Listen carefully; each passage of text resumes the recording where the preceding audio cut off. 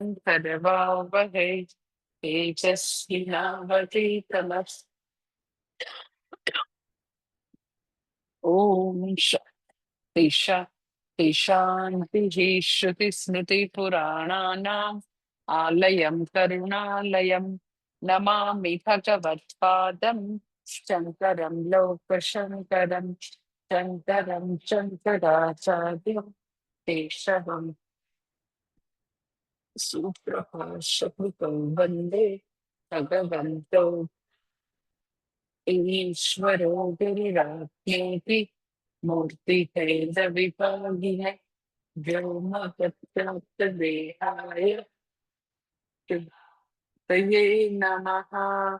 ॐ शन्नो मित्रः शं वरुणः शन्नो भवत्पर्यमा शन्न इन्द्रो बृहस्पतिः शन्नो विष्णुः। नमो ब्रह्मणे नमस्ते वायो त्वमेव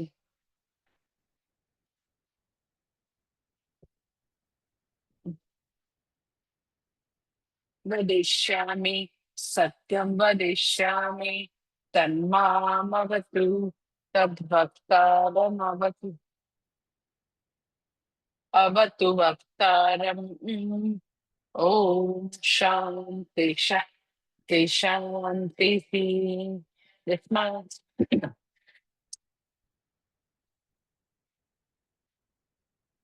येनेदं धार्यते चैव तस्मै ज्ञानात्मने नमः। ये विमे गुरुः पूर्वं पदवाक्यप्रमाणतः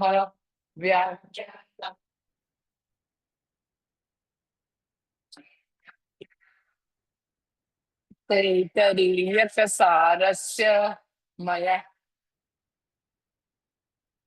विश्वस्य सम्प्रणीयते। ઓમ. હવે પેલો આપણે મંત્ર નથી લેતા, એના પછીથી લઈશું આનંદવલ્લીમાં. ઓમ હરિઃ ઓમ શ્રી ગુરુભ્યો નમઃ. હરિઃ ઓમ अन्नाद्वै प्रजायन्ते याः काश्च पृथिवीगुं श्रिताः अथो अन्नेनैव जीवन्ति अथैनदप्यन्त्यन्ततः ततः अन्नगुं हि भूतानां ज्येष्ठम्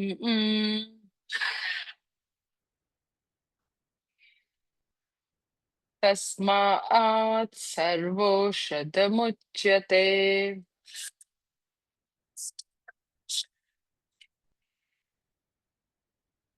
सर्वं वेदेनमाप्नुवन्ति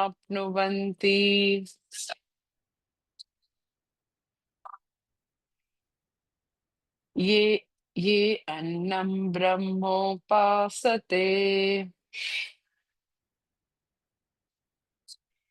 अन्नगुं हि भूतानां ज्येष्ठम्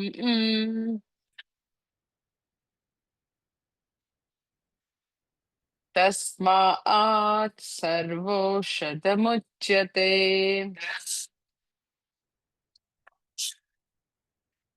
अन्नात् भूतानि जायन्ते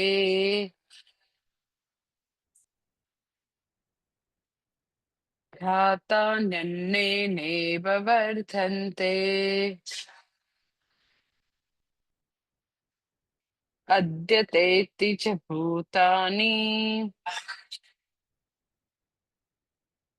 तस्मादन्नं तदुच्यत इति। तस्माद्वा एतस्मादन्नरसमयात्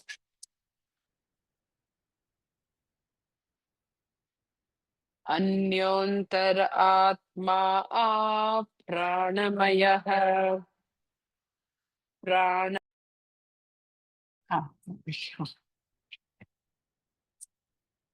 तस्य तस्य पुरुषविदताम् अन्वयं पुरुषविदः तस्य प्राण एव शिरः व्यानो दक्षिणः पक्षः अपान उत्तरः पक्षः आकाश आत्मा पृथिवी पुच्छं प्रतिष्ठा तदप्येष श्लोको भवति. ઓકે,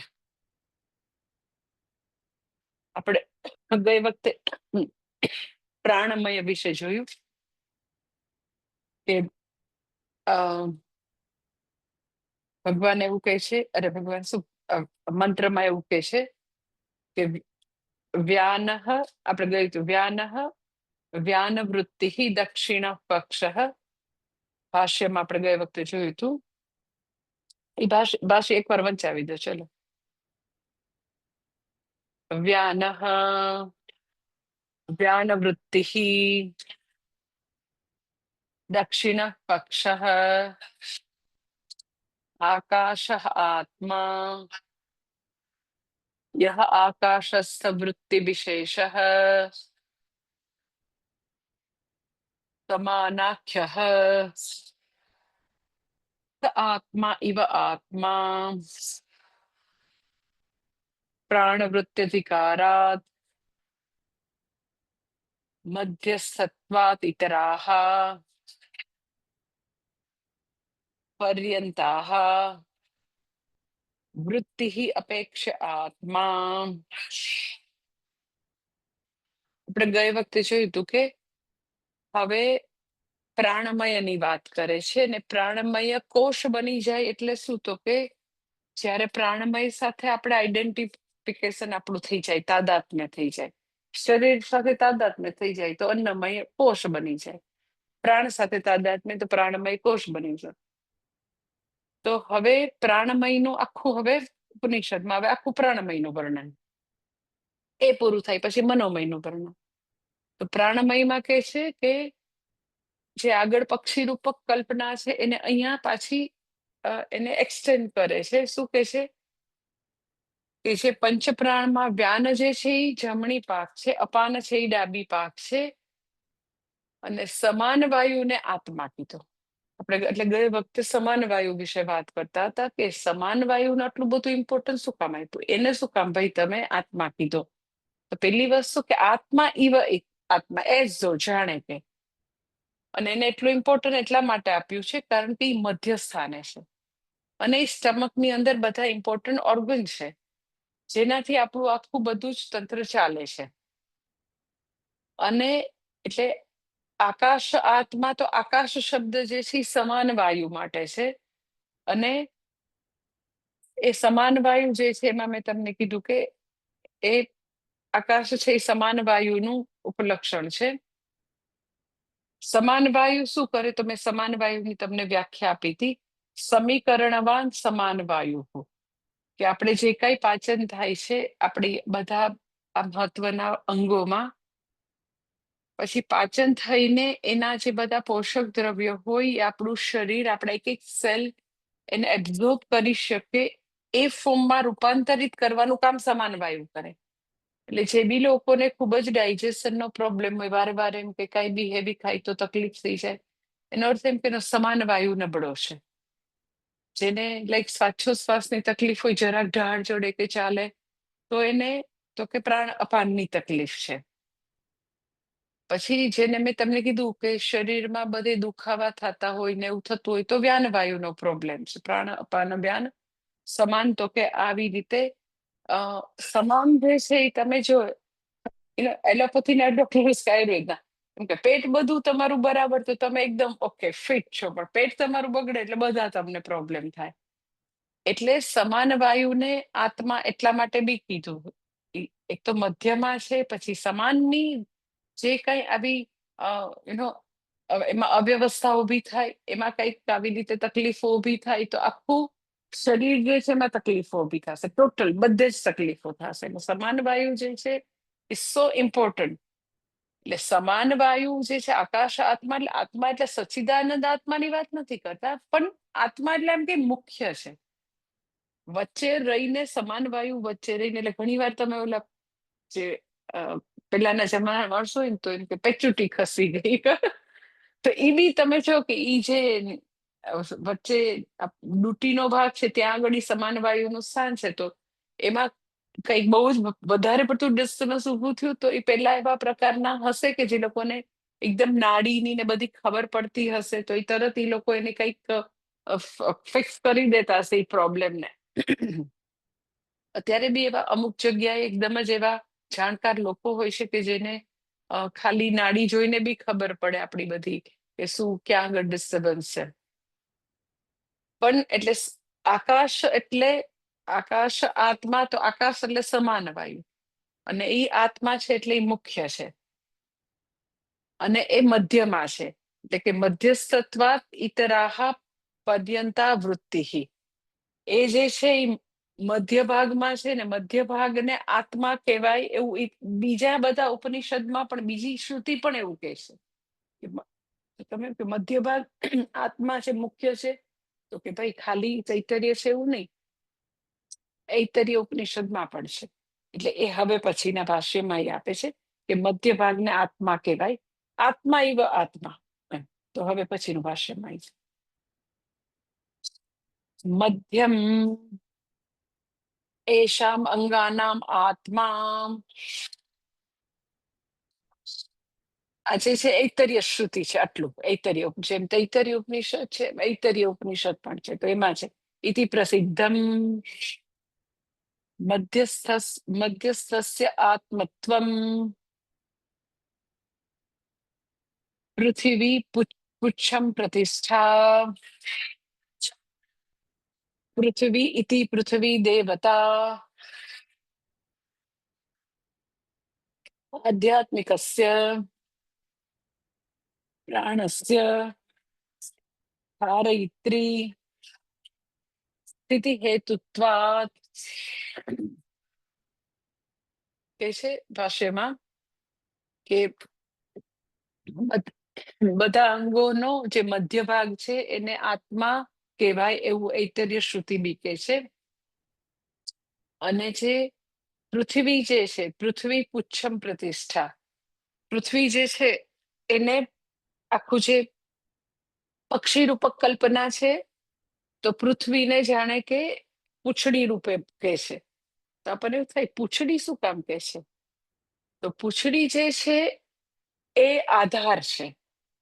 ધારો કે પક્ષી, કોઈ બી પક્ષી હોય ને, કોઈ બી પક્ષી, તો તમને આ બધાને પૂંછડી કેમ ભગવાન આપી છે, નાની તો નાની, મોટી તો આપણને એનું ખબર ન પડે, પણ એનાથી એ લોકો સંતુલન કરતા હોય, એનાથી એ લોકોની હા બેલેન્સ ક્યાંય બી, ખાલી તમે તાર ઉપર બી બેઠા હોય ને બર્ડ્સ, તો તમે જોજો એ પૂંછડી ઊંચી નીચે કર્યા જ કરે. એટલે એ ટેકો છે, એનો આધાર છે, એની સ્થિતિ પૂંછડીથી છે. એટલે કે છે અહીંયા કે પૂંછડી જે છે અહીંયા પૃથ્વી એટલે પૃથ્વી દેવતા, અને એ તો કે બધાને આધાર આપે છે. એટલે શું કરે, તો કે આધાર આપે એટલે તો કે એનાથી બધા પ્રાણીઓના, પૃથ્વી જે છે એને કારણે બધાના પ્રાણ ચાલુ છે, વ્યસ્ત સમષ્ટિના લેવલે. શરીરમાં આપણા પ્રાણ ચાલુ રહે છે, કારણ કે પૃથ્વી આપણને ધારણ કરે છે, ધારણ કરે છે તો આપણા બધાના પ્રાણ ચાલે છે. પ્રતિષ્ઠા, બધાનો આધાર પૃથ્વીથી છે. જો પૃથ્વી ન હોય તો બધા લોકો પગ ક્યાં મૂકે? એટલે પ્રતિષ્ઠા બધાની, એમ કે હવામાં થોડા ઉડે બધા, એમ કે જયારે પૃથ્વીનું ગુરુત્વાકર્ષણનું લેયર પૂરું થાય પછીથી તમે જોજો કે રોકેટને પછી ઈંધણની જરૂર ન પડે, એની મેળે ઓર્બિટ ફર્યા કરે. એમ આજે પૃથ્વી જે છે એ આપણને આવી રીતે આધાર આપે છે, આપણને ટેકો આપે છે, તો છે. એટલે એ છે તો આપણી પ્રાણ અપાનની ક્રિયા, શ્વાસોચ્છ્વાસની ક્રિયા ચાલુ રહેશે. એટલે કે છે કે પૃથ્વી દેવતા જે છે એ તો કે આવી રીતે શરીરમાં પ્રાણને આધાર આપે છે, શરીરને આધાર આપે છે. ઇન અધર વર્ડ, પ્રાણને આધાર આપનાર કોઈ હોય તો આ પ્રાણ અપાન જે છે એને એમ કે આપણા શરીરમાં ચાલવું છે, શ્વાસોશ્વાસની ક્રિયા કરવી છે. આખું શરીર ઊભું તો રહેવું જોઈએ ને. શરીર ઊભું જ ન રહે તો પ્રાણાપાન ક્યાંથી ચાલે? એ રીતે પૃથ્વી જે છે એ પુચ્છમ, એ સ્થિતિ કરતા છે, આધાર આપનાર છે. એટલે આધ્યાત્મિક એટલે કે ઇન્ડિવિજ્યુઅલ જે છે, આધ્યાત્મિક એટલે ઇન્ડિવિજ્યુઅલ. તો એ મારા જે પ્રાણ જે છે એ ચાલે છે ત્યાં સુધી શરીરમાં ચેતનતા છે. જે છે ને કે આધ્યાત્મિકસ્ય પ્રાણસ્ય ધારયિત્રી સ્થિતિ હેતુત્વાત. એટલે પૃથ્વીએ મને ટેકો આપ્યો. પછી મારા શરીરની ચેતનતા કેને કારણે છે? તો કે શ્વાસોશ્વાસથી. શ્વાસોશ્વાસ ચાલે છે ત્યાં સુધી ચેતનતા છે. શ્વાસોશ્વાસ જેવા બંધ થાય એટલે ચેતનતા ચાલી જાય. ચેતનતા ચાલી જાય એટલે આ ટેબલ કે પછી સુવાડેલું નીચે શરીર હોય, એ બેમાં કોઈ ફરક નથી. એટલે ઇનર્ટ ઓબ્જેક્ટ અને મારું બોડી, એ બેને છૂટા પાડનાર કોઈ હોય તો પ્રાણ છે. એટલે પછીથી એમ કે તરત જ લોકો પલંગ ઉપર એ હોય પછી એને કોઈ નામથી નથી કેતું. શું કે હવે શરીરને નીચે સીવડાવો, જલ્દીથી ગોબર લઈ આવો, ગાયનું ગોબર ત્યાં હશે જો નજીકના ગૌશાળામાં, લઈ આવો જલ્દી. પછી કોઈ એમ ન કે રમેશભાઈને નીચે સુવડાવો. પછી સીધું શરીર થઈ ગયું. એટલે જેવી રીતે ટેબલ થઈ ગયું એમ શરીર થઈ ગયું. પછી તમે એને કઈ બી રીતે એને દોરીથી મજબૂત બાંધો, તમે એને લાકડા ઉપર સુબાડો, જે કરવું હોય તો કે એ નીચે સુબાડી દે લોકો તરત જ. એટલે મારા શરીરની જ્યાં સુધી ચેતનતા છે ત્યાં સુધી તો કે એ સૂક્ષ્મ શરીર ચાલે છે, પ્રાણ ચાલે છે તો ચેતનતા છે. જેવી ચેતનતા મારી ચાલી ગઈ તો વાર્તા પૂરી થઈ. હું તો કે ઇનર્ટ થઈ જાઉં. એટલે આ દુનિયામાં કોઈ વ્યક્તિને એવી ખબર નથી, કોઈ એટલે કોઈ આખા જગતની જેટલી બી વસ્તી હોય તો કોઈ બી વ્યક્તિને ખબર નથી કે મારો છેલ્લો શ્વાસ કયો હશે. આપણે કોઈ દિવસ આપણા શ્વાસોશ્વાસ જે છે એનું આખું પ્રાણમય છે એનો તમામ આ રીતે આખો અભ્યાસ કરો તો તમે એના માટે એક સાવ આપણે આમ દુર્લક્ષ સેવતા હોય ને, કોઈ દિવસ એની તરફ ધ્યાન જ ન દીધું પ્રાણ અપાન ઉપર. પણ હવે આ રીતે તમે જુઓ ને તો તમને ખ્યાલ આવે કે ભગવાને આપણને ગણેલા શ્વાસ લઈને મોકલ્યા છે અહીંયા. તો આપણે આપણી લાઈફને વર્ષોથી ધારો કે માપતા હોય, મારો તો હેપી બર્થડે છે, આટલા વર્ષ થઈ ગયા. તો હવે ભગવાન કે છે કે અહીંયા શ્રુતિ કે છે કે તમારું તો જીવન ભાઈ શ્વાસ ગણેલા છે. It is moment to moment life છે. એટલે જેટલી તમે શ્વાસ તમે બગાડો છો, જેટલા શ્વાસોશ્વાસ તમે ખરેખર કન્સ્ટ્રક્ટિવ કામ નથી કરતા, તો એટલું એટલું આયુષ્ય કપાતું જાય છે. એટલે બેઝિકલી આયુષ્ય જે છે એ મોક્ષનો પુરુષાર્થ સિદ્ધ કરવા માટે ભગવાને મનુષ્યનું જન્મ આપ્યો છે. પણ જેટલા તમે શ્વાસ બગાડો છો એટલા માટે કહું છું કે ક્યાં મને ખબર છે કે મારો છેલ્લો શ્વાસ કયો છે. એટલે શ્રીમદ ભાગવતમાં જે કે છે ને પરીક્ષિત અને શુકદેવજી હસે છે ને કે તને એટલી તો ખબર છે ને કે તું 7 દિવસ જીવીશ, મને તો અત્યારે જે મારો ગયેલો જે શ્વાસ છે એ પાછો આવશે કે નહીં, જે શ્વાસ અને નિશ્વાસની ગતિ છે જે અનૈચ્છિક છે, ઐચ્છિક નથી. આપણે ઇનવોલન્ટરી એક્શન છે એ આપણે પ્રયત્નપૂર્વક નથી કરતા, ભગવાને મૂકેલું છે. અને એ બી અનૈચ્છિક આખી ક્રિયા ભગવાને કેવી મૂકેલી છે કે એ ક્યારેય હોલિડે ઉપર નથી જતું, ક્યારેય વિરામ લેતું નથી. ઘણી બધી વસ્તુ વિરામ લે કે લાઈક આપણી ડાયજેસ્ટિવ સિસ્ટમ જો આપણે ટાઈમસર જમીએ તો એ વિરામ લે. મારી જેમ સાંજે 6 વાગે જમી લેતા હોય તો બાય એન્ડ લાર્જ 10 વાગે વિરામ લે કે 11 વાગે, 4 અવર્સમાં ડાયજેશન થઈ જાય તો એ વિરામ લેશે. આંખો બી વિરામ લેશે, હાથ પગ બી વિરામ લેશે. એટલે ઘણા બધા આપણા ઓર્ગન છે વિરામ લેશે. શ્વાસોશ્વાસ તો કે એ એકદમ જ એ ચાલ્યા જ કરે. જ્યારથી માતાના ગર્ભમાં આવી ગયું પેલું બાળક એનો મીન્સ કે ગર્ભમાં બાળકનું થયું, એને ખ્યાલ આવ્યો કે આવી ગયું હવે, ત્યારથી એનું ચાલુ થઈ ગયું અને ક્યારેય અટક્યા વગર એ શ્વાસોશ્વાસની પ્રક્રિયા ચાલે જ છે. સો એ અનૈચ્છિક પ્રક્રિયા છે. જો ખરેખર ભગવાને વોલેન્ટરી આપે તો કોક વાર એવું થતી ભૂલી ગયા શ્વાસ લેવાનું. કેટલું બધું લોકો ભૂલી જતા. હવે આજે જ હું પેલા આપણા બેનને કહેતી હતી કે ભૂલવાનું તો કઈ લેવા જવાનું જ નથી. કેટલું ભૂલી જાય, એને યાદ રાખવા કરતા લોકો ભૂલી જવાનું કેટલું બધું વધારે હોય છે. તો પછી તો કેમ ગુજરી ગયા બેન? અરે માતાજી, શ્વાસ લેવાનું ભૂલી ગયા. એટલે વિચાર કરો કે એકદમ બેઝિક વસ્તુ ભગવાને કેવી આપી છે, તો કે ઇનવોલેન્ટરી એને મૂકી દીધી છે, એ ચાલ્યા જ કરશે. પણ એને ટેકન ફોર ગ્રાન્ટેડ નહીં લ્યો. એક દિવસ એ ગયેલો શ્વાસ જે છે એ પાછો નહીં આવે. સો ખરેખર લાઈફની એક એક શ્વાસોશ્વાસ જે છે એને બેસ્ટ રીતે યુટિલાઇઝ કરીએ. અર્થકામ માટે તો જન્મો જન્માંતર આ શ્વાસોશ્વાસને વાપર્યા અર્થકામ માટે. એટલે અમુક મહાત્મા પાસેથી મેં એવું સાંભળ્યું છે કે અરે ભાઈ કેટલાય જન્મો લગ્ન કર્યા ને કેટલાય જન્મો છોકરાઓ થયા ને કેટલાય જન્મો કેટલાય આવા કુટુંબ હતા, હવે બસ છે. હવે તો કે મારા બધા શ્વાસોશ્વાસ છે એ ખાલી ઈશ્વર પ્રાપ્તિ માટે હું એને ઉત્તમ રીતે વાપરીશ. કારણ કે એકવાર જે નિશ્વાસ બહાર ગયો શ્વાસોશ્વાસમાં, એ પાછો આવશે કે નહીં ખબર નથી. એટલે એ જે છે તો કે એવી રીતે ચાલ્યા કરે છે શ્વાસોશ્વાસની પ્રક્રિયા. અને એ તો કે એ મારો આખું પ્રાણમય જે છે એનાથી આખી પ્રક્રિયા ચાલે છે. અને હજી આગળના પેડામાં મંત્રમાં હજી એની પ્રાણમયની, એના પછીના મંત્રમાં પણ પ્રાણમયની જ વાત આગળ ચાલે છે કે કેવી રીતે આખું પ્રાણમય કામ કરે છે. પ્રાણમયના એક એક પ્રાણ, કે પ્રાણ અપાન ઉદાન, ઉદાન કેવી રીતે કામ કરે છે, ઉદાનની વાત હવે પછી આવશે. સમાન ને બધી હજી આગળ સમાનની હજી વધારે વાત કરે છે. પણ એના પછીનો મંત્ર, તે પછીનો મંત્ર જે છે એ હું વાંચું છું.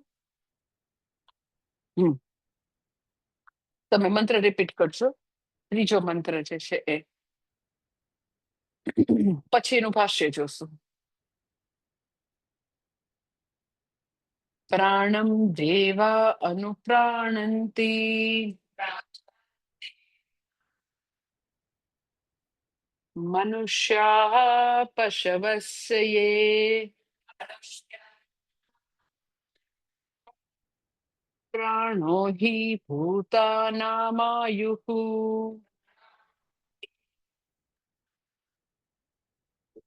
તસ્માत् સર્વાયુષમુચ્યતે.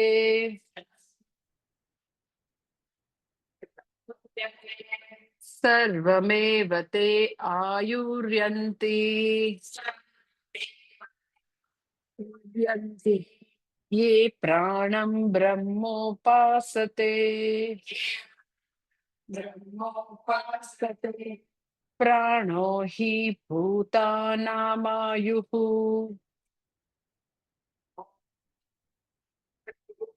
તસ્માत् સર્વાયુષમુચ્યત ઇતિ.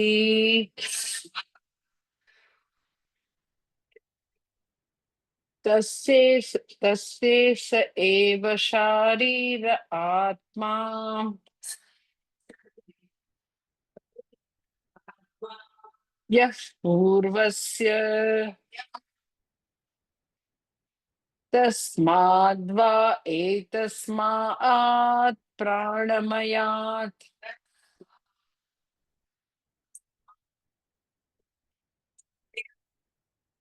અન્યોન્તર આત્મા મનોમયઃ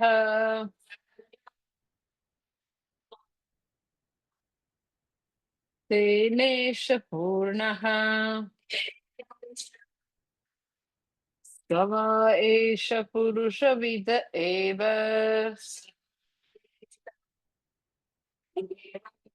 તસ્ય પુરુષ વિદતામ અન્વયમ પુરુષ વિદઃ તસ્ય યજુરેવ શિરઃ રુગ્દક્ષિણઃ પક્ષઃ સામોત્તરઃ પક્ષઃ આદેશ આત્મા અથર્વારંગિરસઃ પુચ્છં પ્રતિષ્ઠા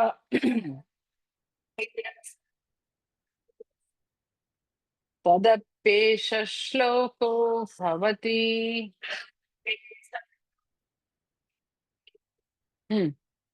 હવે પ્રાણમયનું વધારે આગળ વર્ણન કરે છે. સૌથી પહેલા કે છે પ્રાણમ દેવા અનુપ્રાણંતી મનુષ્યાઃ પશવસ્ય, કે પ્રાણની કૃપાથી જ ખાલી મનુષ્યો નહીં, બધા દેવતાઓ, બધા પશુઓ, બધા વૃક્ષો, જે કઈ છે એ બધાનું જીવન જે છે એ તો કે પ્રાણની કૃપાથી જ છે. પ્રાણમ દેવા અનુપ્રાણંતી મનુષ્યાઃ પશવસ્ય, મનુષ્ય, પશુઓ, વૃક્ષો, દેવતાઓ, બધાનું જીવન એનાથી જ છે.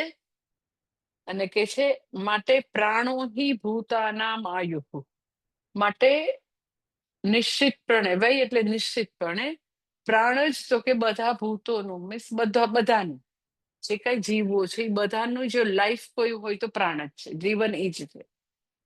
તસ્માત સર્વ આયુષ્યમ ઉચ્યતે, માટે પ્રાણને જ બધાનું આયુષ્ય કહે છે. પ્રાણથી જ બધાનું જીવન છે, ચાહે દેવતા હોય, ચાહે વૃક્ષો હોય, ચાહે પશુઓ હોય, પક્ષીઓ, બધાનું જીવન એનાથી. એટલે પ્રાણને જ આયુષ્ય કહે છે. સર્વમેવ તે આયુર્યંતી તે પ્રાણમ બ્રહ્મોપાસતે, એટલે જે વ્યક્તિ પ્રાણની બ્રહ્મરૂપ જ ઉપાસના કરે, શું છે પછી જોઈએ, ખાલી અત્યારે મંત્ર ભાષાંતર કરું છું. એટલે પ્રાણ જ બધું છે, પ્રાણથી જ બધાનું જીવન છે, એનાથી જ બધાનું આયુષ્ય. જ્યાં સુધી સાચો શ્વાસ છે ત્યાં સુધી આયુષ્ય છે, સાચો શ્વાસ પૂરો, આયુષ્ય પૂરું. એટલે હવે એવી એક ઉપાસના છે, કઈ તો કે પ્રાણને બ્રહ્મરૂપ માનીને, બ્રહ્મરૂપ જાણીને ઉપાસના કરે, કે પ્રાણ જ બ્રહ્મ છે. જો આની પહેલા અન્નને બ્રહ્મરૂપ જાણે તો એમ કે એને બહુ બધું અન્ન મળે, એની ખ્યાતિ થાય. હવે અહીંયા પ્રાણ, એ પ્રાણને જે બ્રહ્મરૂપ જાણીને ઉપાસના કરે તો કે એનું ફળ શું થાય, તો કે પૂર્ણ આયુષ્ય એને મળે. એટલે કે છે તસ્માત સર્વ આયુષ્યમ ઉચ્યતે, એટલે સર્વ આયુષ્ય એટલે પૂરેપૂરું આયુષ્ય મળે. પછી આગળ કે છે હા તસ્યેષ એવ શારીર આત્મા, એટલે પ્રાણ જ બધાનું જીવન છે. અને આ જે છે પ્રાણમય જે છે એ જ આત્મા છે. તસ્માદ્વા એ તસ્મા પ્રાણમય અન્યોંતર પ્રાણમય, એટલે આ જ પ્રાણમય જે છે એ જ આત્મા છે. તો કોઈને એવું થાય કે બસ અહીંયા પૂરું, તો કે ના ના ના, અન્યોંતર આત્મા મનોમય, અહીંયા પ્રાણમયનું પૂરું થાય છે. પછી ખાલી મંત્ર સાથે છે, એટલે પેલા આપણે જસ્ટ મંત્રમાં મનોમયનું ભાષાંતર લઈ લઈએ. કે છે કે અન્યોંતર આત્મા મનોમય, નાના એમ કે પ્રાણમયથી આગળ એક મનોમય છે.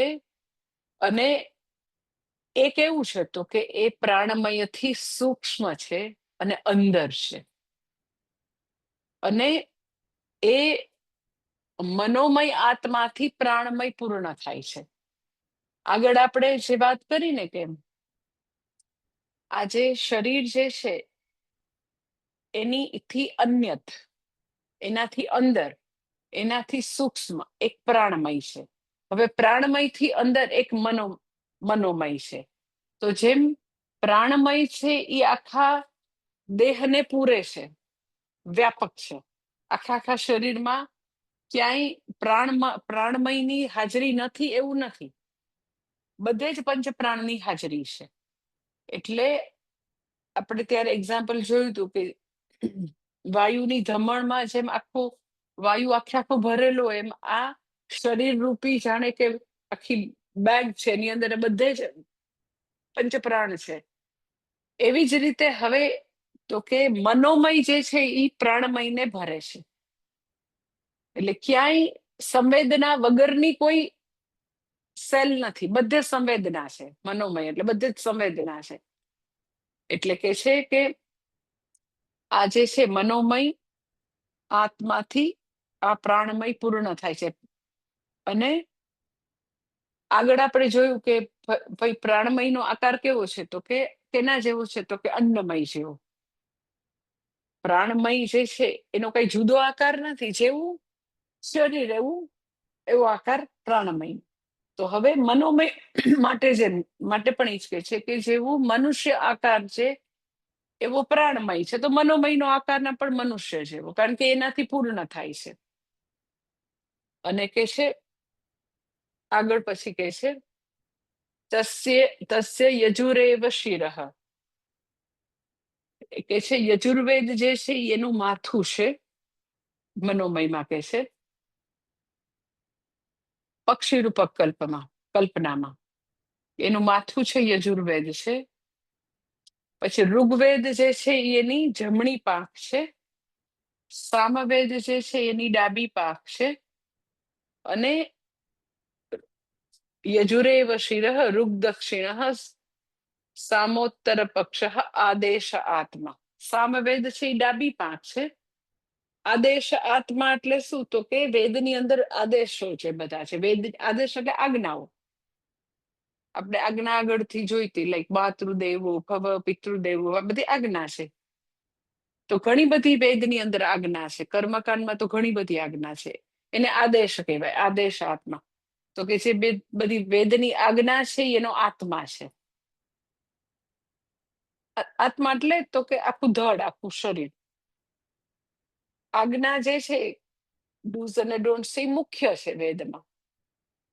અને પૂંછડી કઈ છે, તો કે અથર્વવેદ પૂંછડી છે. આ આપણે મંત્ર તદપ્યેસ શ્લોકો ભવતી, આ અર્થમાં બધા રૂપ મંત્રો, આ બધા અર્થમાં છે. આ મંત્ર ભાષાંતર.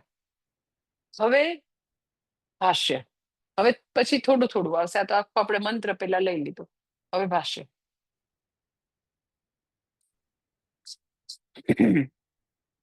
પ્રાણમ દેવા અનુપ્રાણંતી અગ્નયાદયઃ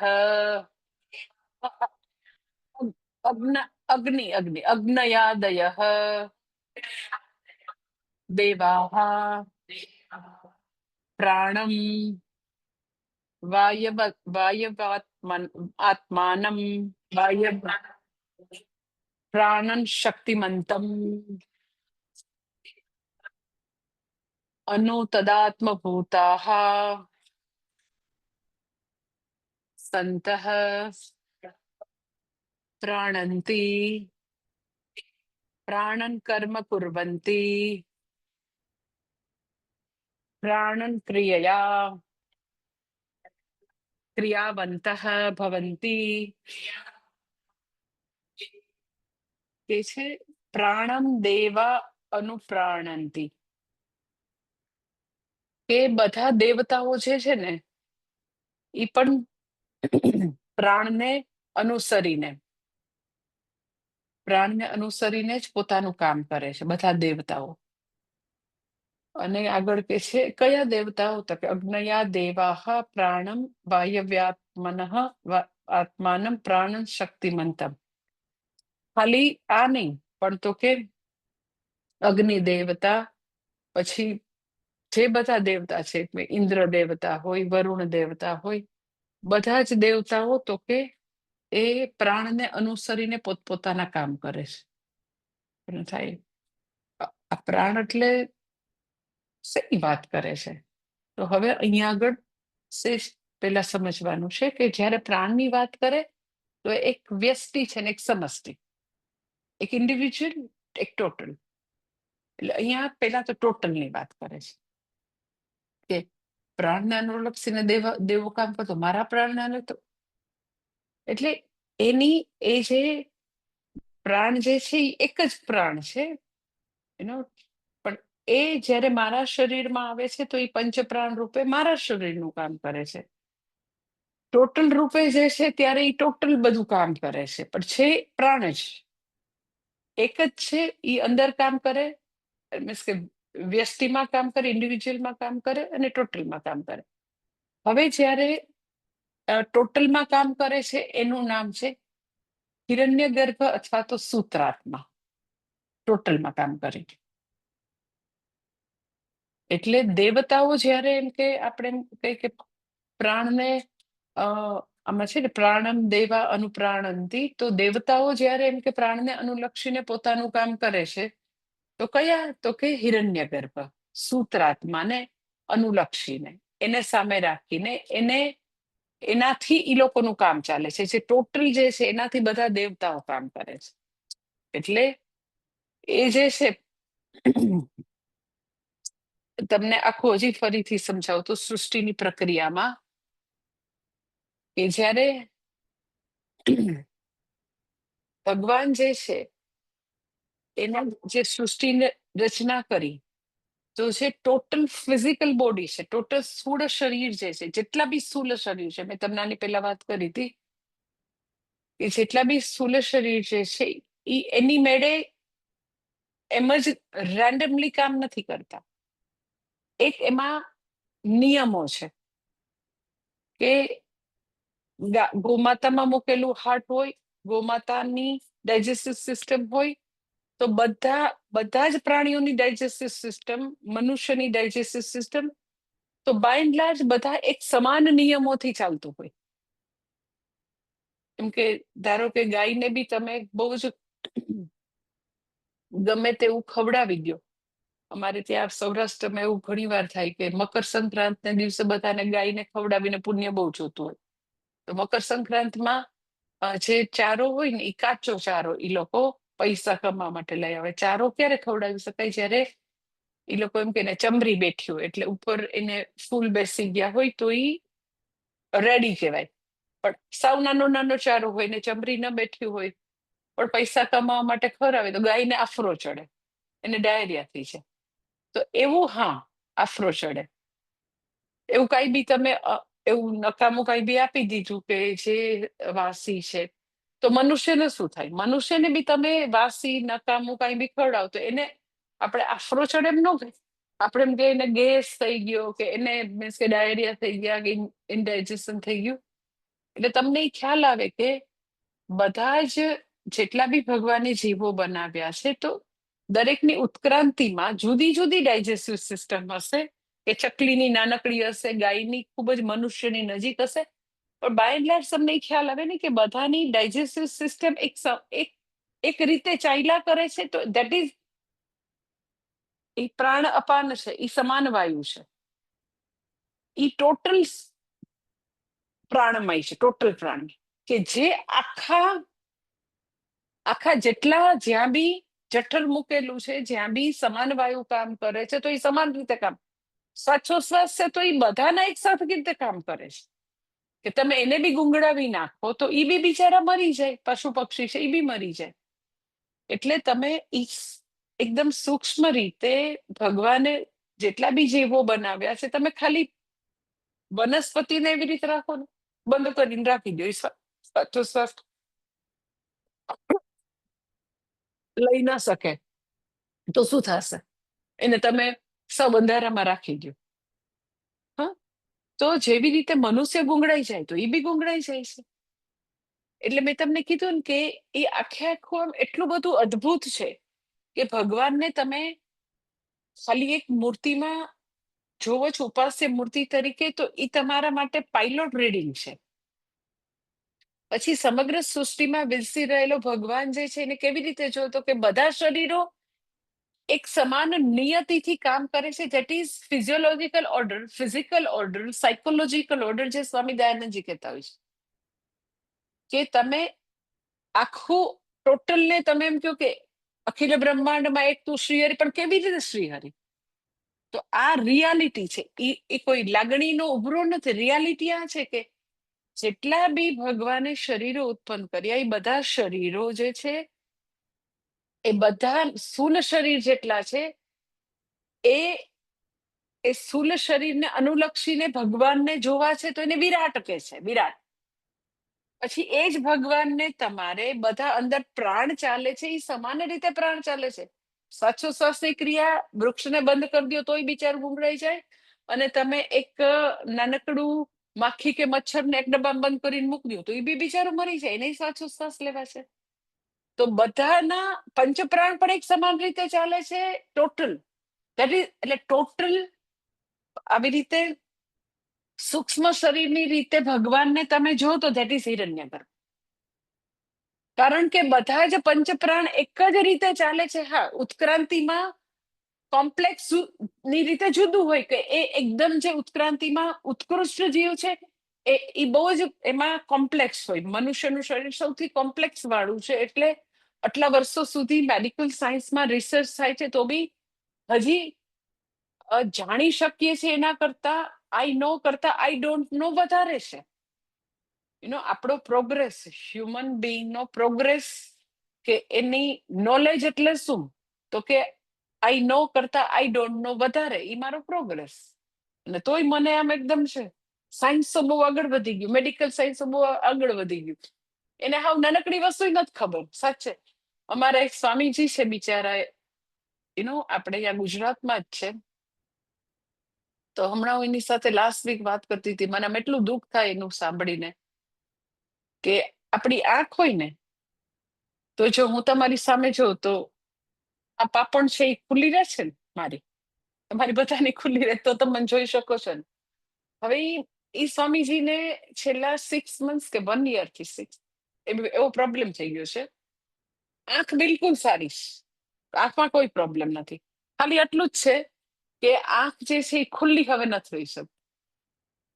આ જે મસલ્સ હોય એ મસલ્સ છે, એમાં બંને આંખના મસલ્સમાં એવો પ્રોબ્લેમ આવી ગયો છે કે એ ખુલ્લી જ નથી રહી. હવે તમે કલ્પના કરો કે આંખ ખુલ્લી ન રહે 24 hours, એમ કે આપણે તો એમ કે તો માત્ર ઊંઘ આવતી હશે, ઊંઘ નહીં, જાગ્રત અવસ્થાના બધા જ કલાકો he is not able to open his eyes. 110% મન આમ કરીને કરે તો ખુલ. એટલે બ્લાઇન્ડ મેનની જેમ એને બધા હવે દોરે છે એમાં. મેં કીધું પણ એની કોઈ જ દવા નથી. મને કે આખા વર્લ્ડમાં એની દવા નથી. તમે એમ કે મેડિકલ સાયન્સ, અરે બધા જ સોલ્યુશન, અરે એક આંખની ઉપરની આ મસલ્સ છે, કોઈ એવા સ્ટીરોઇડ નહીં, કોઈ એક પણ વસ્તુ એવી નહીં કે ચલો થોડીક તો ખુલ્લી રહે, કે જેથી કરીને he can manage his day to day life. કેટલી એમ કે તમે એમ કહો કે ઈ હોમિયોપેથી હોય, આયુર્વેદ હોય, એલોપેથી હોય, સિમ્પથી હોય, બધી પથી કરી લીધી, ક્યાંય કોઈ પણ જગ્યાએ એને ક્યાંય એનું સોલ્યુશન નથી મળ્યું. એટલે આપણને જે ભગવાને ફિઝિકલ બોડી આપ્યું છે, એને ટેકન ફોર ગ્રાન્ટેડ લઈને ટાઈમ બગાડ ધંધા કરતા હોય, સારું કામ ન કરતા હોય, સાવ તમસ અને આસક્તિની લાઈફ જીવતા હોય, તો આવા બધા કેસ યાદ કરવા કે ક્યાં ક્યાં ભગવાનની કૃપા વરસી રહી છે. હું આંખ ખોલીને જોઉં છું, ત્યાં ભગવાનની કૃપા હોય તો ખબર જ નહોતી કે આંખ ખુલે. એકદમ હેલ્ધી માણસ, ટોટલી ફિઝિકલી ફિટ માણસ, તો એ વ્યક્તિ પોતાની આંખ ખુલ્લી નથી રાખતી. એટલી સ્વામીજીની પાસે અમદાવાદ આવ્યા હતા, કોઈ એમ કે આયુર્વેદિક ટ્રીટમેન્ટથી કદાચ સારું થાય તો એના માટે આવ્યા હતા. તો સ્વામીજી કે એટલું આપણને આમ દયા આવે કે આંખ હોવા છતાં તમે જોઈ ન શકો. અને લિટરલી મને કે હું કાર, સ્કૂટર કઈ ચલાવી ન શકે, એટલે પબ્લિક ટ્રાન્સપોર્ટમાં બધે જતા હોય, અને લોકો એને હેલ્પ કરી દોરીને એ લઈ જાય, એટલે માંડ ઝીણી ઝીણી આંખો ખુલે, એમ માંડ એમ જરા. એટલે આપણને એવું લાગે કે બહુ વિજ્ઞાન અને બહુ બધી પ્રગતિ કરી છે, પણ એકચ્યુઅલી ખરેખર એવું છે કે એટલું હ્યુમન બોડી જે છે ભગવાન ને એટલી બધી એમાં અ, અમ, બધી વસ્તુ એટલી બધી ઇન્ટેલિજન્ટલી મૂકેલી છે, બુદ્ધિપૂર્વકનો જે સંઘાત છે, જેની ઉપર વર્ષોના વર્ષો મેડિકલ સાયન્સ રિસર્ચ કરે તો હજી એક ઓર્ગનની એકદમ ટોટલ માઇન્યુટ વસ્તુઓ ખબર જ નથી. એમ કે મગજની નસ સુકાય છે, સુકાય છે એટલે ખબર, પણ શું રીઝન? ડિમેન્શિયા થયું તો શું રીઝન? તો ખબર જ નથી. રીઝન ખબર પડે તો પ્રિવેન્ટિવ પગલા લઈ શકો ને. તો કોઈ પાસે ઈ અલ્ઝાઇમર કે ડિમેન્શિયાનો જવાબ જ નથી. અનેક વસ્તુ છે, અનેક વસ્તુ. એટલે ક્યાં ક્યાં કૃપા જોવી તમે આમ સાચે જે લોકોને જે ડિસીઝ હોય, આપણે એમ કે મોઢામાં કોળીઓ મૂકીએ ને, એમ તો કોઈ દિવસ તમે એવું વિચાર કર્યો કે હું કોળીઓ મૂકીને મને કોળીઓ ચાવવો જોઈએ એવું હું ભૂલી જઈશ, એવું તમને વિચાર આવે? હા, તો મારી પાસે એવી પણ વ્યક્તિ છે કે જેના મમ્મીને, આપણા જ સાધક છે, કે એ પેલા તો એ બેન એના મમ્મીના મોઢામાં કોળીઓ મૂકવો પડે, પછી કે મમ્મી ચાવ તું, મમ્મી ચાવ તું. હા હા, અને એ પછી થોડી વારમાં એ ભૂલી જાય કે એને ખાધું છે. ચાવવું સતત એને કેવું પડે, નહીતર મોઢામાં ને મોઢામાં રાખો. બીકોઝ જે ચાવવાના જે બધા હોય ને સ્નાયુ, ઈ અને મગજની જે નર્વ્સ હોય એનું કનેક્શન તૂટી ગયું છે. કેન યુ ઇમેજિન કે હું કોળીઓ મૂકું છું ત્યાં ભગવાનની કૃપા છે, આમ હાથ જાય છે ત્યાંય કૃપા છે, અને ચાવી શકીએ છીએ ત્યાં બી ક્યારે ડિમેન્શિયા આવી જશે ને કઈ નસો આ નસે નહીં સુકાઈ ગઈ. પછી મેમરી બધી છે એકદમ જ બીજી પાસ્ટ મેમરી છે.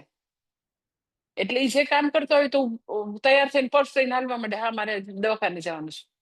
હા, તો એટલે ડિમેન્શિયામાં એવું બહુ થાય કે તમારી 20, 25, 30 વર્ષ પહેલાની મેમરી ભગવાન ન ડિલીટ કરે, રિસન્ટ એટલી ડિલીટ કરી નાખે કે ચાવવાની નથી ખબર. ડિમેન્શિયા જેના ઘરમાં હોય ઈ ફેમિલીની હાલત મેં જોઈ છે. ઓછામાં ઓછા મેં 6 થી 7 એવા ડિમેન્શિયાના પેશન્ટના ઘરના લોકોની હાલત જોઈ છે. રાજકોટમાં એક, અમદાવાદમાં એક, અહીંયા બરોડામાં, બીજા મેં 2-3 એબ્રોડમાં. અમદાવાદમાં એક ઈ પેશન્ટ હતા તો ઈ બેનના પપ્પા ડિમેન્શિયાને કારણે આખો દિવસ એ લોકો ધ્યાન રાખે, એકવાર ધ્યાન ન રહ્યું તો ઘરની બહાર નીકળી ગયા. હવે ઈ એને ખબર નથી કે મારા ઘરનું એડ્રેસ ક્યાં છે, બરાબર. તો ઈ બેન મારી પાસે એટલું રડે કે માતાજી અમારે એનું શ્રાદ્ધ તર્પણ કરવું, ઈ જીવતા હશે, અમારે એનું હવે શું કરવાનું, શું? ઈ વ્યક્તિ પાછી જ ના આવે પાછો. શું સમજે છે? એટલે હવે મગજની નસ સુકાઈ જાય છે.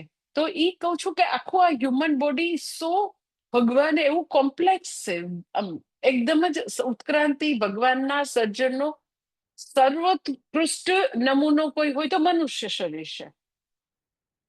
તો મનુષ્ય શરીર જે છે એમાં હું તમને એમ કહું કે હા બરાબર છે કે મનુષ્ય શરીરમાં જે બધી સિસ્ટમ હશે એકદમ ઇવોલ્ડ હશે, ઉત્ક્રાંતિમાં સૌથી સર્વશ્રેષ્ઠ હશે. ચકલીમાં થોડી એનાથી નીચે હશે, પણ આંખો જેટલી હશે એ એક જ રીતે કામ કરતી હશે. ઓપ્થેલ્મોની જે આખી સ્ટ્રીમ હશે એમાં એ લોકો પછી એમ કે એ બી એમ કે વેટરનરી ડોક્ટરને જે ભણવાનું આવતું હોય તો ઘણું બધું જે હ્યુમન બિંગનું ભણતા હોય બધું કોમન હોય. એટલે ફ્રોગ ઉપર પેલા કરે 11th-12th ભણાવે ફ્રોગનું, તો ફ્રોગ થી પછી સીધા ફર્સ્ટ યર MBBS શું કામ કે ચાલો હવે ડેડ બોડી મૂકીને હવે કરવા માંડો એની ઉપર તમે શું કામ, તો કે ઘણી બધી સિસ્ટમમાં સમાનતા છે. શું કામ સમાનતા છે? ખાલી કેવું છે કે ઉત્ક્રાંતિમાં ધીરે ધીરે વધારે ભગવાને જટિલ બનાવ્યું છે, પણ છતાં એ બધી વસ્તુને એક સૂત્રે બાંધનાર છે. ઇટ ઇઝ કોલ્ડ સૂત્રાત્મા. સૂત્ર, સૂત્ર એટલે દોરો, બરાબર. હિરણ્ય ગર્ભનું બીજું નામ સૂત્રાત્મા. તો ઈ અમીબા એક કોષી જીવથી મનુષ્ય સૌથી જટિલ જે છે, તો ઉત્ક્રાંતિની દ્રષ્ટિએ વધારે ને વધારે ભગવાને એકદમ બધી વસ્તુ મૂક્યા કરી છે, જટિલ જટિલ જટિલ, અને એકદમ સર્વોત્કૃષ્ટ સર્જન મનુષ્યનું કર્યું. પણ બધા જ ના પ્રાણને, બધા જ પ્રાણ એક સૂત્રે પરોવાયેલા છે, બધાના પ્રાણ. એટલે આપણે એમ કહીએ ને કે કીડીનો જીવ થોડો કઈ નાનો જીવ છે, એમાંય જીવ છે, અને વૃક્ષમાં બી જીવ છે, એમ થોડી એને કઈ મારી નખાતું હશે. તો એ બી સાચો શ્વાસ લે છે. તમે જોઈને ગ્લાસનું પેલું બંધ કરો તો આમ પેલા પાણીના બુંદ જામી જશે, એ બી શ્વાસોશ્વાસ કરે છે. એટલે અહીંયા આગળ અમે લોકોએ ગોમાતા માટે આપણે ઘાસનો સ્ટોર કર્યો, તો સ્ટોર એવી રીતે કર્યો કે આમ પેલા કાણા કાણા વાળું પતરું રાખ્યું છે, કારણ કે એ ઘાસ છે એ પોતે ભલે તમે કટ કર્યું છે પણ છતાં એ તો સાવ ડેડ નથી, એમાં એ પણ ચાલશે, શ્વાસોશ્વાસ ચાલશે. જો તમે એમનેમ જ ખાલી કરી નાખશો તો એ તો કાળું એકદમ જ થઈ જશે ને શ્વાસોશ્વાસ નહીં કરવા દો તો એ બી ચાલે છે. એની ત્યાં બી જે બી થોડું ઘણું એનામાં છે ત્યાં સુધી કરશે. તો હવે જેટલા બી એમ કે એ વૃક્ષ છે કે કીડી છે કે ફ્રોગ છે કે પિકોક છે કે ચકલી છે, બધાના પ્રાણ ચાલ્યા કરે છે, બધાના. સૂત્રાત્મા એટલે શું? તો કે હિરણ્ય ગર્ભનું બીજું નામ સૂત્રાત્મા. એટલે સમષ્ટિ સૂક્ષ્મ શરીર, સમષ્ટિ પ્રાણને એક સૂત્રે બાંધનારનું નામ હિરણ્ય ગર્ભ.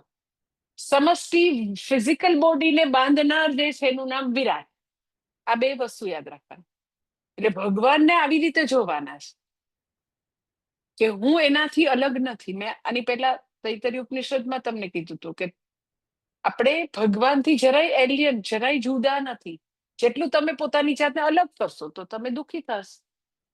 કે ટોટલ ભગવાને જેટલા બી જીવ બનાવ્યા ને, તો હું પણ એ સૂત્રાત્માના એક એક જે બધા પલ્સ કે બધા સરસ મજાના મોતી એને પોરવ્યા છે, બધા એકદમ પ્રેસિયસ સ્ટોન પોરવીને જેમ હાર બને એમ ભગવાને આવું એક કોષી જીવથી બધાને પોરવ્યા છે.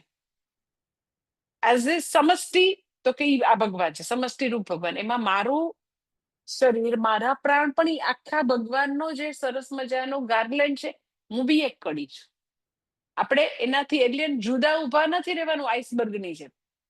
પેલું આમ નદીથી જી જાય તો બરફ આમ ઉપર આવી જાય ને, તો એ આ ટોટલ પોતાથી જુદો કરે તો કે ના, તમે જેટલા એલિયન રહેશો તો દુઃખી થાય આપણે. હું એ સમગ્ર એના હું ભાગ છું. હિરણ્ય ગર્ભ સમષ્ટિ સૂક્ષ્મ શરીર સમષ્ટિ પ્રાણમાં એક મણકો, એક મોતી હું પણ છું. પછી ઈ જે પ્રેસિયસ મોતીરૂપ હું છું, મારી બાજુમાં બીજું કોઈ બી હોઈ શકે, આગળ પાછળ. એટલે તમે જો આખી જે ઉત્ક્રાંતિની કડી હશે એમાં એ લોકો કહેશે જુદું જુદું. સપોઝ ધારો કેમ કે વનસ્પતિ હોય, પ્રાણી ને વનસ્પતિ, તો એમ કે આ એની વચ્ચેની કડી છે. એટલે જે મશરૂમ ને વચ્ચેની કડી કે. એટલે અમુક જે છે એ લોકો વેજીટેરિયન લોકોને ભાન ન હોય તો બિચારા મશરૂમ ખાતા હોય. મશરૂમ ખાઈ ન શકાય. હા, કારણ કે મશરૂમ જે છે એ પ્રાણી અને વનસ્પતિની વચ્ચેની કડી છે, એટલે તમે ખાઈ ન શકો મશરૂમ. પહેલી એટલે આવી રીતે આવું છે. પણ ટૂંકમાં હિરણ્ય ગર્ભ એટલે આમ ટોટલ બધું પોરવાયેલું છે. દેટ ઇઝ હિરણ્ય ગર્ભ. અને એને સૂત્રાત્મા પણ કહે છે.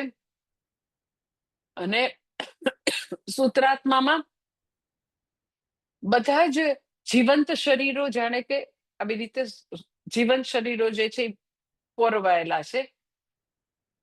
એટલે કે છે કે સમષ્ટિ સૂક્ષ્મ શરીર દેટ ઇઝ વિરાટ, અને સમષ્ટિ સ્થૂળ શરીર એટલે વિરાટ, અને સૂક્ષ્મ એટલે હિરણ્ય ગર્ભ. અને એ થયું ટોટલ. હવે વાત કરું ઇન્ડિવિજ્યુઅલની. ઇન્ડિવિજ્યુઅલ જે છે એને આપણે પંચપ્રાણ કહીએ, પેલા હિરણ્ય ગર્ભ કહીએ, બરાબર. હવે મારા પંચપ્રાણી ટોટલથી જુદા નથી. અહીંયા આવ્યા એ જ પ્રાણ અંદર આવે છે મારામાં, એટલે હું એને હવે મારા પંચપ્રાણ કહું છું. તો એ જ ઈશ્વરની અભિવ્યક્તિ છે. એટલે હવે આપણે એને નામ બીજું આપ્યું, એમ કે એને આધ્યાત્મિક પ્રાણ કહે. આધ્યાત્મિક એટલે ઇન્ડિવિજ્યુઅલ. આધ્યાત્મિક એટલે સ્પિરિચ્યુઅલ નહીં. આધ્યાત્મિક પ્રાણ એટલે મારા પોતાના પ્રાણ. એટલા માટે એ ટોટલ હિરણ્ય ગર્ભ રૂપ ભગવાનથી, સૂત્રાત્મા રૂપ ભગવાનથી મારા પ્રાણ બી જુદા નથી. હું એની કડી જ છું. એ કેવી રીતે કામ કરશે? તો કે આપણને ખબર છે પ્રાણ અપાની બધા કામ કરશે. અને એની પણ હું રોજે આપણે એ પંચપ્રાણને ઈશ્વર રૂપે જોઈએ છીએ. એટલે આપણી વૈદિક સંસ્કૃતિ કેટલી મહાન છે. તમે જો એ જે લોકો ટ્રેડિશનલ લોકો હશે ને સાઉથમાં, પંડિતોની લોકો, તો તમને ખબર હશે કે જમવા બેસે ને તો એ પેલા પંચપ્રાણની આહુતિ જેવી રીતે આપણે ભગવાનને આપીએ ને એમ તો કે અન્નરૂપી નૈવેદ્યથી અહીંયા આગળ જે આધ્યાત્મિક જે પ્રાણ છે, ઇન્ડિવિજ્યુઅલ પ્રાણ જે છે, પંચપ્રાણ રૂપ જે ભગવાન જે છે એને અન્નરૂપ નૈવેદ્ય ઓમ પ્રાણાય સ્વાહા ઓમ અપાનાય સ્વાહા એ લોકો કરે. એટલે પેલા 5 કોડિયા જે છે એ ભાત ના લે, જનરલી એ લોકો તમે જોજો રાઈસ લેશે અને પછી ઈ એને આપે. કોને આપે છે? તો કે ઇન્ડિવિજ્યુઅલ પ્રાણ, આધ્યાત્મિક પ્રાણ જે છે એને હું પેલા પ્રાણ અપાન વ્યાન રૂપી પંચ પ્રાણથી કયો નૈવેદ્ય છે? તો કે હું જે જમું છું અન્નરૂપી નૈવેદ્યથી હું એને તો કે આવી પંચ પ્રાણની આહુતિ આપે. જેવી રીતે ભગવાનને આપણે જમાડીએ એવી રીતે પેલા તો કે મારામાં એક ટોટલ હિરણ્ય ગર્ભ જે છે એ મારામાં પણ છે પંચપ્રાણ રૂપે, તો હું એને પેલી 5 આહુતિ આપું. અને એ જે છે આપણે દેટ ઇઝ આધ્યાત્મિક પ્રાણ. અને આધ્યાત્મિક પ્રાણ જે છે એને તો કે આપણે શાંતિ મંત્રમાં પણ એ જે ટોટલ છે એના માટે આપણે કહેતા હોય છે, ટોટલ માટે કે ત્વમેવ પ્રત્યક્ષમ બ્રહ્માસી ત્વમેવ પ્રત્યક્ષમ બ્રહ્મ વદિષ્યામિ ઋતમ વદિષ્યામિ. એ પેલો જ મંત્ર છે ને. હા હા, ઓમ શન્નો મિત્રમાં છે ને નમ ઓમ શન્નો મિત્ર શમ વરુણ શન્નો ભવત્વર્યમા શન્ન ઇન્દ્રો બૃહસ્પતિ શન્નો વિષ્ણુરુક્રમઃ નમો. પછી આશે નમો બ્રહ્મણે નમસ્તે વાયુને તમને નમસ્કાર. તમે કોણ છો? ત્વમેવ પ્રત્યક્ષમ બ્રહ્માસી ત્વમેવ પ્રત્યક્ષમ બ્રહ્મ વદિષ્યામિ. કે તમે હે ત્વમેવ પ્રત્યક્ષમ બ્રહ્માસી એટલે તમે જ સૂત્રાત્મા ટોટલ રૂપે હિરણ્ય ગર્ભ રૂપે તમે જ કોણ છો? તો કે સર્વનું તમે જ જીવન ટકાવો છો. ત્વમેવ પ્રત્યક્ષમ બ્રહ્માસી, તમે જ બધાનું જીવન ટકાવો છો. ઈ કઈ જો કે એનું કઈ પ્રૂફ લેવાની જરૂર નથી, પ્રત્યક્ષ છે. બધાને ખબર પડે છે. બધા ઇન્ડિવિજ્યુઅલ નું જીવન ત્વમેવ પ્રત્યક્ષમ બ્રહ્માસી, તમે જ પ્રત્યક્ષ જીવન છો. બ્રહ્મરૂપ છો અને તમે બધાનું જીવન ટકાવો છો. એ પ્રત્યક્ષ છે. અને તમારાથી જ બધા જ દેવતાઓ ટોટલ રૂપે બધા દેવતાઓનું જીવન પણ તમે જ ટકાવો છો હિરણ્ય ગર્ભ રૂપે. એટલે હિરણ્ય ગર્ભ રૂપેમાં એમ કે અમીબાથી માંડીને મનુષ્ય આવે તો પછી બધા દેવતાનું શું થયું? તો દેવતામાં એ જ હિરણ્ય ગર્ભ સૂત્રાત્મા રૂપે એમાંય પરોવાયેલો છે. એમ કે વરુણ દેવતા હોય, ઇન્દ્ર દેવતા હોય, યમ દેવતા હોય, એ બધા એને કારણે જ છે. એટલે હિરણ્ય ગર્ભનું બીજું નામ બ્રહ્માજી પણ છે, સૂત્રાત્મા પણ છે. એટલે સૌથી પહેલો ભગવાને જીવ કોઈ આવ્યા તો એ બ્રહ્માજી છે. અને એ જે છે એ જ હિરણ્ય ગર્ભ છે, એ જ સમસ્ત સૂક્ષ્મ શરીર છે. તો મારું જીવન ઈ ટકાવે છે તો એ અગ્નિ દેવતા અને વરુણ દેવતા બધાનું જીવન તો કે તમારાથી જ છે. એટલે કે છે શાંતિ મંત્રમાં કે તમે જ છો ત્યાં સુધી બધાનું જીવન છે.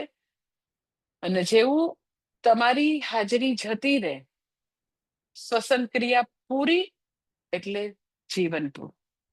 એટલે કે છે ત્વમેવ પ્રત્યક્ષમ બ્રહ્માસી, અર્થાત પ્રાણ શક્તિ એ જ જીવન છે. અને પ્રાણ રૂપે ઉપાસના એટલે શું એ આપણે પછીથી જોઈ લેશું. ઓમ પૂર્ણમદ પૂર્ણમિદમ પૂર્ણાત પૂર્ણમુદચ્યતે પૂર્ણસ્ય પૂર્ણમાદા પૂર્ણમેવાવશિષ્યતે. ઓમ શાંતિ શાંતિ શાંતિ. હરિ ઓમ શ્રી ગુરુભ્યો નમઃ. હરિ ઓમ.